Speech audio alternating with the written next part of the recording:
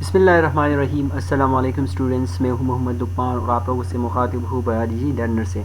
आज की इस लेक्चर में हम डिस्कशन करेंगे बायोएनर्जेटिक में जो फोटोसिंथेसिस का अमल है, इसमें कार्बन डाइऑक्साइड और वाटर का क्या रोल होता है। क्योंकि हमने सनलाइट की जो रोल है वो डिटेल के साथ पढ़ ली है। अब कार्बन डाइऑक्साइड और वाटर की जो रोल है वो हम डिस्कस करेंगे एक फोटोसिंथेसिस के अमल के अंदर। आप लोग इसी स्लाइड की तरफ देखिए कि कार्बन डाइऑक्साइड का रोल ये होता है कि मोस्टली हमारे पास बिल्डिंग ब्लॉक भी है और ब्रेकिंग भी है। मतलब जब भी हमारे पास कार्बन डाइऑक्साइड जो है उसकी फिक्सेशन होती है in the form of organic compound, तो वो हमारे पास फोटोसिंथेसिस के प्रोसेस के थ्रू होगा। लेकिन जब उसी ऑर्गेनिक मालिक्यूल से ये दोबारा कार्बन डाइऑक्साइड में ये चीज़ कन्वर्ट होगा, क्योंकि कार्बन डाइऑक्साइड ही स्टोर होता है ना in the form of organic compound, तो जब भी रिस्पायरेशन का अमल होता है तो ये उसी ऑर्गेनिक कंपाउंड से दोबारा कार्बन डाइऑक्साइड में कन्वर्ट होता रहता है। उसी प्रोसेस को हम रिस्पायरेशन कहते हैं।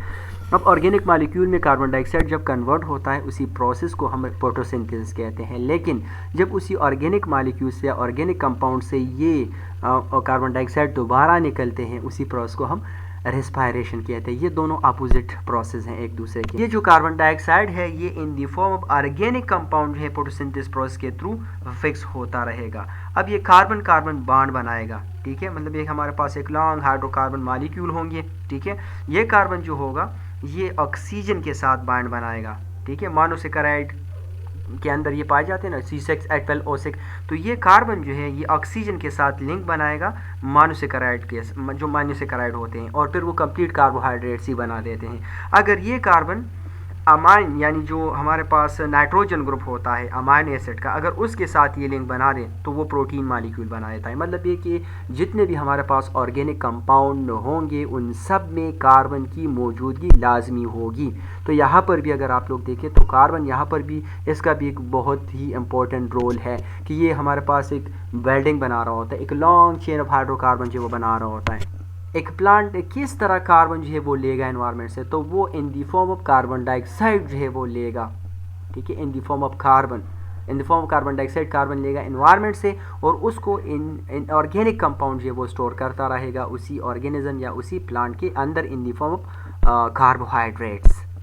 अगर हम देखें ना तो ये कार्बन भी अपने एक साइकिल में काम कर रहे होते हैं जिसको हम ग्लोबल कार्बन साइकिल कहते हैं। कभी ये ऑर्गेनिक फॉर्म में कन्वर्ट होगा, कभी इनऑर्गेनिक में। जब ऑर्गेनिक में कन्वर्ट होगा तो इन दी फॉर्म ऑफ ग्लूकोज होगा, लेकिन जब भी रेस्पायरेशन होती है तो इन दी फॉर्म कार्बन डाइऑक्साइड हम दोबारा निकाल लेते हैं। प्लांट दोबारा उसी कार्बन डाइऑक्साइड को ले लेता है, ग्लूकोज तैयार कर लेते हैं और फिर हम दोबारा उसे कार्बन डाइऑक्साइड, तो ये एक साइकिल जो है लाइफ के अंदर जो वो चल रहा होता है। अब यहाँ पर हमारे पास दो ही प्रोसेस होंगे, ठीक है। कार्बन साइकिल जो है वो विदाउट कार्बन डाइऑक्साइड जो है वो कंप्लीट नहीं होगा। तो carbon cycle would not be possible without photosynthesis.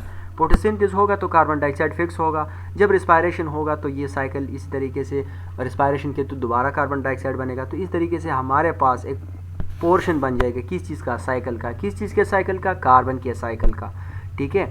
अब फोटोसिंथेसिस में अगर सिंपल सी बात है कि प्लांट जो है वो सिर्फ कार्बन साइकिल को परफॉर्म नहीं कर रहा, बल्कि वो क्या करेंगे, वो ऑक्सीजन की फॉर्मेशन भी कर रहा होता है।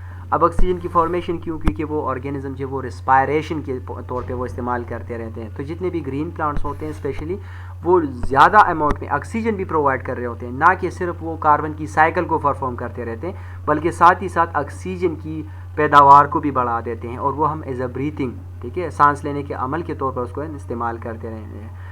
अब जितने भी फाइटोप्लैंक्टन्स है, plant like plankton, cyanobacteria, ocean में जितने भी ग्रीन फॉर्म के जो प्लांट्स और जो ये सारे ऑर्गेनिज्म मौजूद होते हैं, तो 1/3 या 1/2 ऑफ दी ऑक्सीजन जो है वो बना रहे होते हैं। अब अगर ऑक्सीजन या कार्बन डाइऑक्साइड ना हो, सॉरी कार्बन डाइऑक्साइड की हम बात कर रहे हैं यहाँ पर, रोल ऑफ कार्बन डाइऑक्साइड हम डिस्कस कर रहे हैं। अब जिस तरह हमने वाटर के बारे में वो सीखा था कि जब वाटर ही मौजूद ना हो, या सनलाइट के बारे में हमने सीखा था, वाटर का भी तो आगे हम पढ़ेंगे कि सनलाइट अगर मौजूद ना हो तो फोटोसिंथेसिस अमल जो है वो परफॉर्म नहीं होगा। बिल्कुल इसी तरीके से अगर कार्बन डाइऑक्साइड ना हो या कम हो तो प्रोसेस ऑफ फोटोसिंथेसिस डिक्रीज भी हो सकता है, या in the absence of carbon dioxide जो फोटोसिंथेसिस का अमल होगा वो बिल्कुल भी परफॉर्म नहीं होगा। लिहाजा जिस तरह सनलाइट ज़रूरी है, बिल्कुल इसी तरीके से कार्बन डाइऑक्साइड भी ज़रूरी है किस प्रोसेस के लिए, फोटोसिंथेसिस प्रोसेस के लिए। इससे पहले स्लाइड पे आप लोगों ने देख लिया था कि वहाँ पर जो कार्बन डाइऑक्साइड है उसका रोल होता है किस चीज़ में, कार्बन डाइऑक्साइड फोटोसिंथेसिस में, और फोटोसिंथेसिस में जब इसका रोल होगा तो ये carbon dioxide as a raw material इस्तेमाल होते रहेंगे। अब वाटर का देख लेते हैं कि वाटर का क्या रोल होगा फोटोसिंथेसिस के अमल में। जब भी हमारे पास फोटोसिंथेसिस प्रोसेस होगा तो प्लांट क्या करेगा, कार्बन डाइऑक्साइड और वाटर को एब्जॉर्ब करेगा। फोटोन गैदर का मतलब लाइट के जो बंडल्स होते हैं, ठीक है, लाइट के बंडल्स जो है वो वो भी एब्जॉर्ब करेंगे, वाटर कार्बन डाइऑक्साइड भी। तो तभी एक प्लांट जो है फोटोसिंथेसिस का अमल कंप्लीट कर सकता है। Without these three things, water, carbon dioxide and sunlight, इसके अलावा मतलब ये नहीं कर सकेगा फोटोसिंथेसिस का अमल। कि अगर रिएक्शन में हम देखें तो रिएक्शन में ये होगा कि 6 मॉलिक्यूल कार्बन डाइऑक्साइड के होंगे, 6 मॉलिक्यूल जो है वो वाटर के होंगे, और लेफ्ट साइड पे जो है वो फोटोसिंथेसिस का रिएक्शन कंप्लीट हो ही जाएगा। और कंप्लीट होने की वजह से फिर वो क्या करेगा कि वो 6 मॉलिक्यूल जो है वो ग्लूकोज के और 6 मॉलिक्यूल जो है वो ऑक्सीजन के बना देते हैं। 6 कार्बन डाइऑक्साइड के मॉलिक्यूल, 6 वाटर के मॉलिक्यूल, फोटोसिंथेसिस का इक्वेशन हो जाएगा।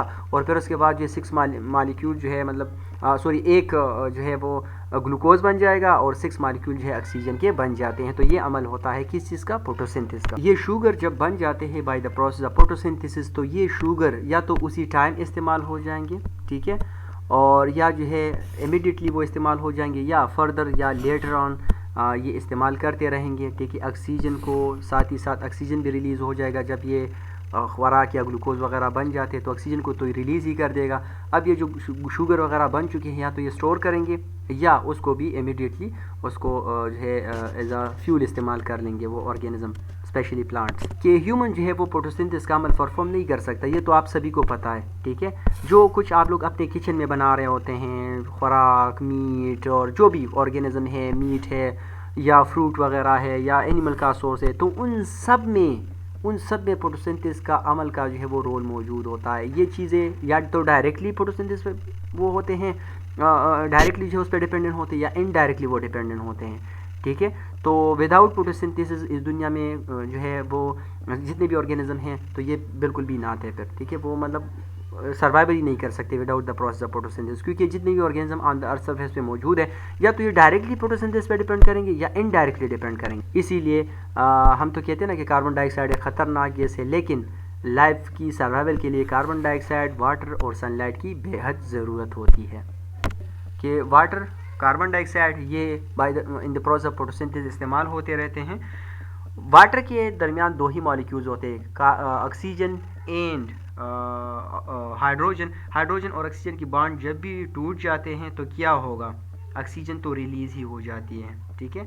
अब हाइड्रोजन जो है वो कार्बन डाइऑक्साइड के साथ मिल जाता है, जो कि प्लांट ने स्टोमेटा के थ्रू जो है वो एब्जॉर्ब किया है अपने एटमॉस्फेयर से। तो वो हाइड्रोजन कार्बन डाइऑक्साइड के साथ जो अटैच हो जाता है और ऑक्सीजन जो वो एनवायरनमेंट में रिलीज़ हो जाता है। कभी कभार आप लोग ही ये भी सोचते रहते होंगे या साइंटिस्ट ने भी ये मतलब इस पे रिसर्च वगैरह किया था कि ये जो ऑक्सीजन आ रहा है तो ये कार्बन डाइऑक्साइड की जो ऑक्सीजन है वहाँ से आ रहा है, क्योंकि कार्बन डाइऑक्साइड CO2 है ना, तो वो सोचते रहते थे कि ये ऑक्सीजन यहाँ से आ जाता है और H2O के साथ जो है ये कार्बन मिल जाता है, ठीक है, तो ये भी ग्लूकोज बना देता है। लेकिन नहीं, इस पे एक साइंटिस्ट था जिनका नाम था वेन नील। 1930 में उन्होंने इस पे रिसर्च भी की और रिसर्च की बेस पे उन्होंने ये बात साबित कर दी।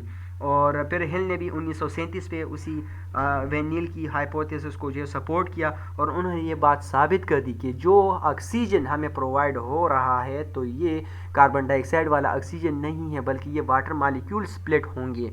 कहाँ पर स्प्लिट होंगे, जहाँ पर लाइट रिएक्शन होगा तो ये वाटर मॉलिक्यूल स्प्लिट हो जाएंगे, हाइड्रोजन कार्बन डाइऑक्साइड के साथ अटैच हो जाएगा और वाटर में जो ऑक्सीजन मॉलिक्यूल है वो हमें प्रोवाइड हो जाते हैं। उसके कुछ एक्सपेरिमेंटल वर्क भी थे वेन नील और जो हिल था, ठीक है, उन्होंने कुछ आइसोटोप्स यूज़ किए थे इसी प्रोसेस के लिए।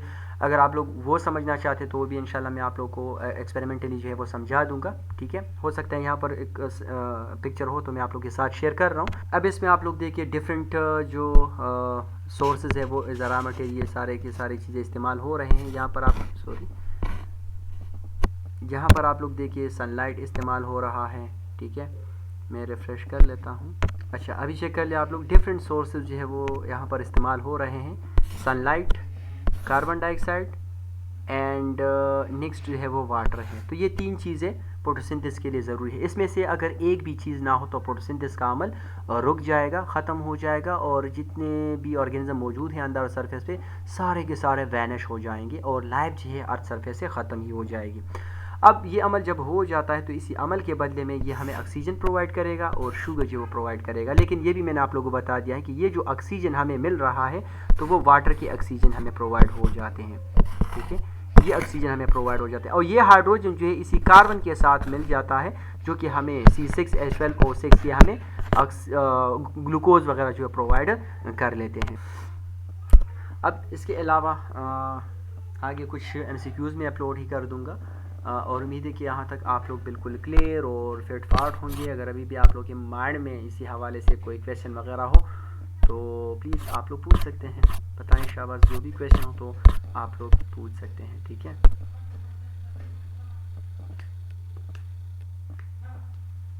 चलिए मैं MCQs चेक कर लेता हूँ कि अगर यहाँ पर MCQs हुए तो MCQs को अपलोड कर लेंगे, ठीक है।